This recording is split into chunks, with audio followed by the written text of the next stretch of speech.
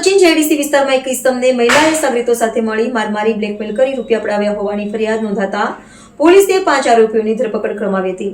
સુરત શહેરના zone 6 D ડિવિઝનમાં Sachin J D C police મથક વિસ્તારમાં એક મહિલાએ તેના 4 સાગરીતો સાથે મળી એક યુવાનને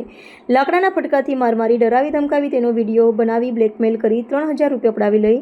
1500 રૂપિયા ઓનલાઈન ટ્રાન્સફર કરી વિડીયો વાયરલ કરવાની ધમકી આપી હતી અને ત્યારબાદ ફરી રૂપિયાની માંગણી કરાતા યુવાન દ્વારા સચિન જેડીસી પોલીસ મથકે જઈ ફરિયાદ નોંધાવતા સચિન જેડીસી પોલીસે ગુનો નોંધી મહિલા અને તેના 4 સાગરીતો મળી 5 આરોપીઓની ધરપકડ કરી હતી. માનનીય ગૃહમંત્રી શ્રી હર્ષ સંઘવી સાહેબના ગુનાખોરો સામે કડક હાથે કામ લેવાના એલાન તેમજ મહેરબાન પોલીસ કમિશનર શ્રી અનુપમસિંહ ગેહલોત સાહેબના શરીર સંબંધી ગુનાઓની બાબતમાં કડક હાથે દાબી દેવાની સૂચનાના અન્વયે અત્રેના ઝોન 6 જે ડિવિઝનના સચિન જીઆઈડીસી પોલીસ સ્ટેશનમાં તારીખ 25/9/2025ના રોજ એક ફરિયાદી નામે સમય મુકેશભાઈ સિંગલ આવેલા હતા અને તેઓએ તેમને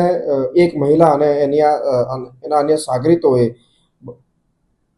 લાકડાના ફટકાનો માર મારીને તથા ડરાવીને તેમજ નગ્ન કરીને તેમનો વિડીયો ઉતારી લઈ બ્લેકમેલ કરી રોકડા 3000 રૂપિયા પડાવી લેવાના 1500 રૂપિયા ટ્રાન્સફર કરી લઈ તથા વિડીયો જાહેર કરી દઈ અપમાનિત કરી અને બ્લેકમેલિંગ કરી વધુ પૈસા માંગણી કરતા હોય તેવી ફરિયાદ લઈને આવ્યા હતા. આ બનાવના અન્વયે અત્રેના જીઆઈડીસી પોલીસ સ્ટેશનમાં